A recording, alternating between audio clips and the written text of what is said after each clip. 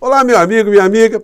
Sejam bem-vindos ao nosso Portal do José, iniciando mais uma semana que eu desejo que seja muito boa e muito positiva para você, nesse nosso país que vive situações muito diversas, no entanto, com algumas instabilidades, como, por exemplo, na economia. Nós acordamos sem nenhum tipo de solavanco, a gente não acorda assustado com as coisas que estão se dando ao nosso redor. No entanto, na questão ambiental, nós todos ficamos apavorados com os incêndios, com as fumaças que atingiram todo o nosso país. Mas isso está sendo agora objeto de muitas reflexões. Isso obrigará o governo a tomar algumas atitudes concretas para que no ano que vem nós não tenhamos nenhum tipo de surpresa. No entanto, existe um outro incêndio que está acabando com um território muito grande, mas não é aqui no nosso país. É um incêndio que está acontecendo na economia da Argentina, que está massacrando o povo da Argentina, está torrando os aposentados na Argentina e simplesmente aqui no Brasil esse fato está sendo ignorado. Eu acho que os grandes veículos de comunicação vão esperar a Argentina ficar totalmente esturricada, os aposentados absolutamente calcinados, para poder dizer o que aconteceu com a economia da extrema-direita que está sendo colocada lá no modelo Paulo Guedes.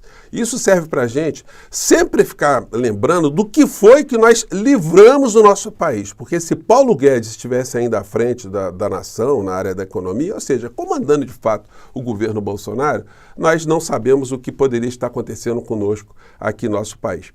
Eu vou conversar com vocês sobre situações que estão se dando aqui e sobre essas histórias que ainda continuam a ser escondidas pela grande mídia aqui no nosso país. Antes de mais nada, quero convidar você que está chegando agora ao nosso portal e ainda não nos conhecia, para que em primeiro lugar você se inscreva aqui conosco, que conheça também os nossos outros vídeos. Se você gostar, compartilhe, sempre dê o seu joinha, mande seu comentário e se puder, venha também para o nosso clube de membros. Você aqui é muito bem-vindo e muito bem-vinda.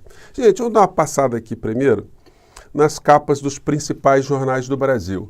E como eu sempre faço aqui com vocês, dá para perceber que as linhas editoriais não estão abraçando nenhuma causa nacional, porque, de fato, existe uma normalidade econômica aqui no nosso país.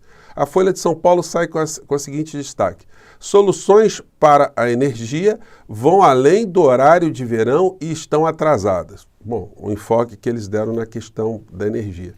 O Estado de São Paulo, o governo Lula recorre a fundos para driblar arcabouço e subir gasto. Ou seja, o governo Lula está pegando todo o dinheiro represado, está fazendo gestões para que o dinheiro que está represado, investimentos em fundo de pensões, investimentos em dinheiro, possam ser convertidos agora em investimentos em infraestrutura, em coisas concretas, enfim.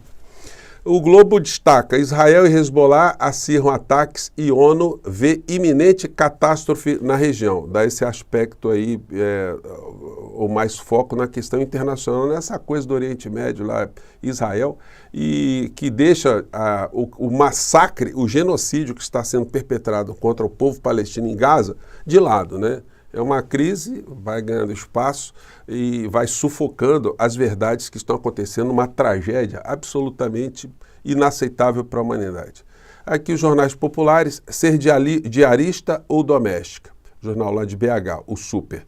E aí outros jornais, o Tempo de Minas, mais áreas verdes estão em 8 de 10 planos de governo para a Prefeitura de Belo Horizonte, Estado de Minas. Seca agrava a poluição de rios em Minas.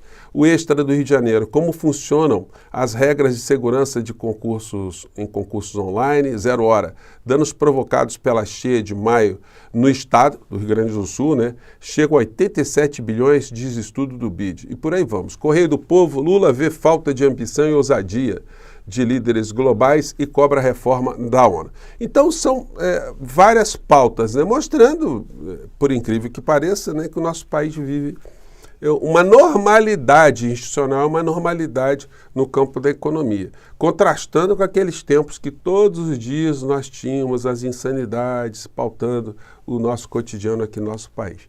Bom, E aí o mundo cão continua tentando ganhar espaço e manter ainda poder político de todas as formas. Isso está sendo visto agora nas eleições municipais aqui no nosso país, que lamentavelmente ainda terá muita gente da direita, da extrema direita, ganhando o voto popular aqui no nosso país. O que exige de todos nós um enfrentamento político, como eu tenho sempre falado aqui para vocês. Nós temos sempre que fazer uma luta pelo discurso político, pelas pautas políticas, pela politização da sociedade. É para isso que existem canais como o nosso portal aqui.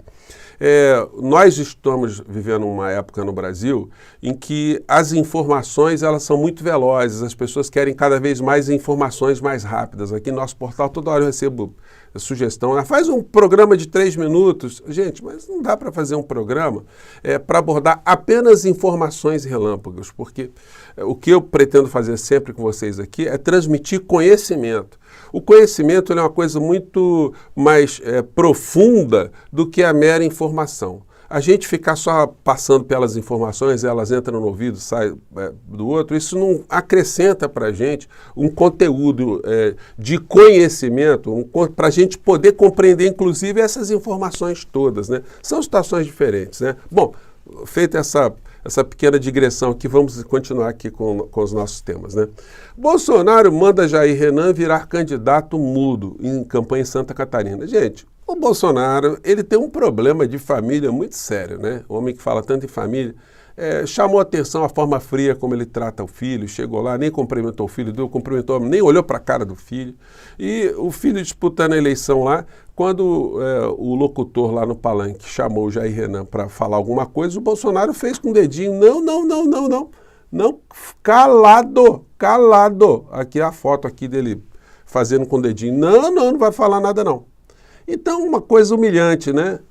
Mas a figura certamente vai ser eleita lá no município de Camboriú e quando a filha caçula do Bolsonaro tiver a idade já eleitoral, ele vai botar a filha também, que é outra mudinha, né? A gente, felizmente, né, de um certo modo ela é preservada ainda, mas daqui a pouco ela vai ser colocada por essa família, né, estranha, também nesse baile da política aí. Bom, e aí a gente chega aqui até a Argentina. Gente, na Argentina eu falei muito dos aposentados, porque é o seguinte, teve uma votação essa semana na Argentina para dar um pequeno reajuste para os aposentados, que em reais significaria R$60 adicionais para os aposentados que estão sendo massacrados na Argentina, tiveram as suas pensões corroídas pela inflação e estavam indo para as ruas e tomaram porrada direto, foram reprimidos de uma forma muito intensa. E agora o Milei fez um discurso para a nação, que todo mundo desligou as televisões, foi um apagão televisivo, foi uma forma muito interessante os argentinos protestarem, né? E os canais todos estão apontando essa coisa, né?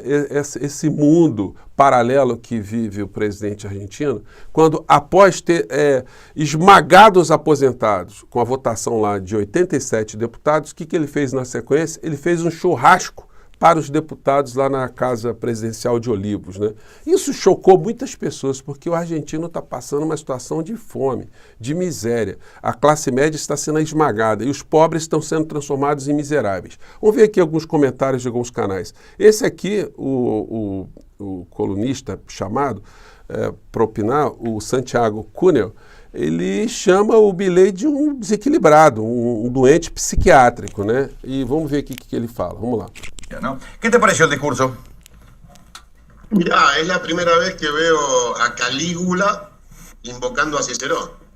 É a primeira vez, né, que vê o Calígula, né, invocando ali seu cavalo para alguma coisa, né? La verdad que fue digno de un psiquiátrico el discurso. El anuncio es claro y contundente. Dijo que va a gastar lo que recaude después de pagar la deuda.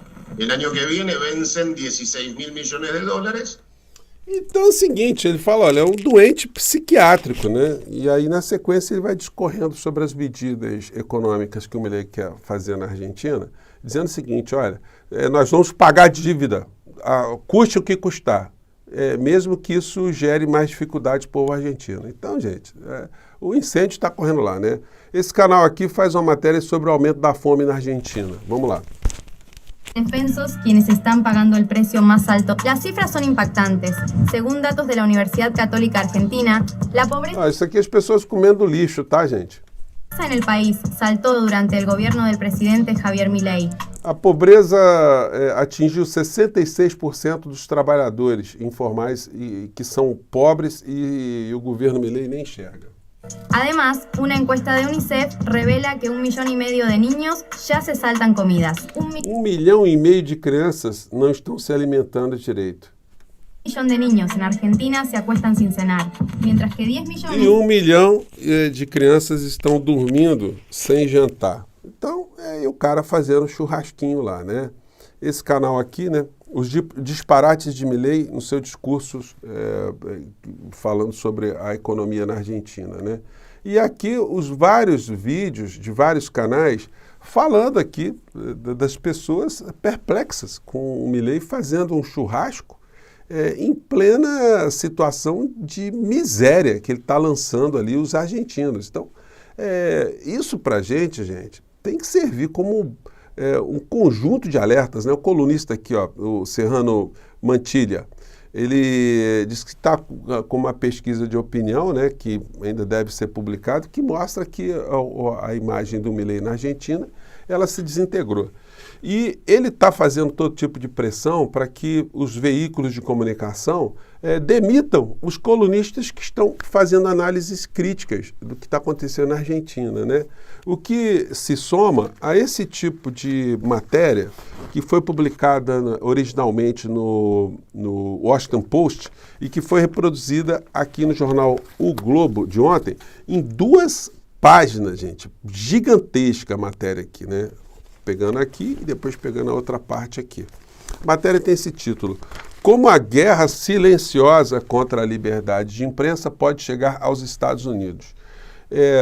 Segundo a matéria, todos os grandes mega empresários que estão ao redor do Trump estão sendo orientados a comprar os pequenos veículos de comunicação de mídia independente, os jornais locais, enfim, para fazer um bloco monolítico junto com os grupos de extrema-direita nos Estados Unidos para obterem ali quase que uma forma de lavagem cerebral da opinião pública. Então, isso está acontecendo, de um certo modo, na Argentina também, né? O Milei está fazendo pressão para que haja também um bloco monolítico. Ele tenha o controle nas redes sociais, onde ele cresceu bastante, por isso ele acabou se elegendo, com o apoio dos grandes veículos de comunicação na Argentina, e agora com esse tipo de manobra que está se fazendo, primeiro na expulsão de jornalistas que têm visão crítica na Argentina, e depois o abocanhamento fatal, né, dos veículos de comunicação por lá.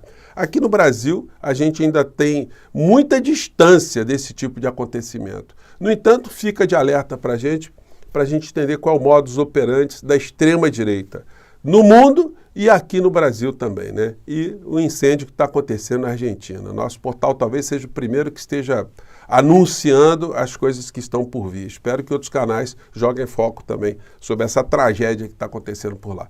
Eu fico por aqui, gente. Um grande abraço e mais tarde a gente volta. Tchau!